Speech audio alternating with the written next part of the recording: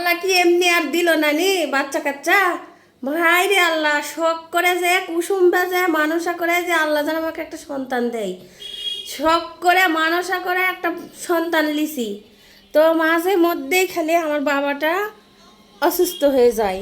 তো আবার আমাকে ওই কুসুম ভাই মনে হয় যাওয়া লাগবে আল্লাহর কাছে, ভালো করে কওয়া লাগবে যে আমার এই ছাওয়ালের যান মানে জ্বর অসুখ বিসুখ যান ইয়া করে দেয়, বুঝছেন? এটা আবার 2 দিন ভালো থাকলে হয়তো আবার জ্বর আসছে। এত পরিমাণ আবার জ্বরের মানে নাই কোনো বিচার, এত জোরে জ্বর আসিছে কি বলবো। ডাক্তার দেখালাম, বড় ডাক্তার দেখালাম, কিছু লাভ হলো না। নওগাঁতে দেখালাম, রাজশাহীর ডাক্তার আমাদের এই পয়সাদপুর বাজারে আসে, এখানে দেখালাম, তাও আমার বাবাটা ভালো হলো না। কি আর করার বলেন? ওই তো ছায়া মাঙ্গা নেওয়া হয়েছে বাচ্চা, এমনি হতো হয়তো। তো কুসুম বেজায় নামাজ পড়ে আল্লাহর কাছে বলে যে আল্লাহ একটা বাচ্চা দিও আমার, মানে দেরি আর সহ্য হয়নি। তো যাই হোক, মানসা করে আর করে মানসা ওষুধ করে আসছি, কিন্তু আমার বাবাটার অসুখ ফুরাচ্ছে না।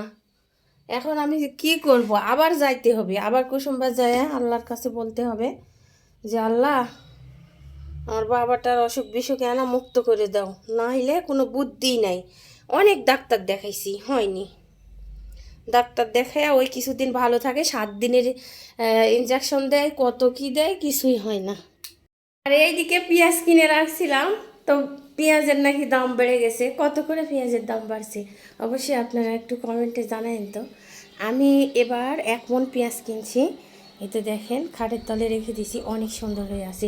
তো এখন শুনতেছি যে পেঁয়াজের দাম নাকি বাড়তেছে, তো বাড়লে মনে হয় আমার লাভই হবে, আমিও একটু বিক্রি করব। হ্যাঁ, এই তো দেখেন আমার পেঁয়াজগুলো তো খাটের তলে রেখে দিছি।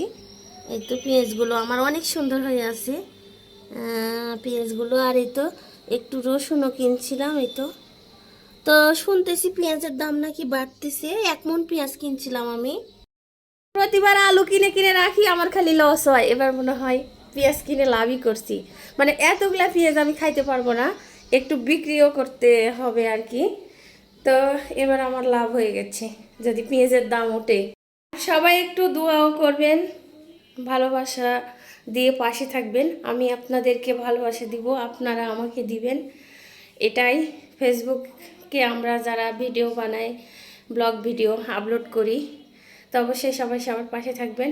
আর আমার ভিডিওটা ভালো লাগলে অবশ্যই লাইক কমেন্ট শেয়ার করে পাশে থাকবেন। আর সবাইকে আমার সালাম, আসসালামু আলাইকুম।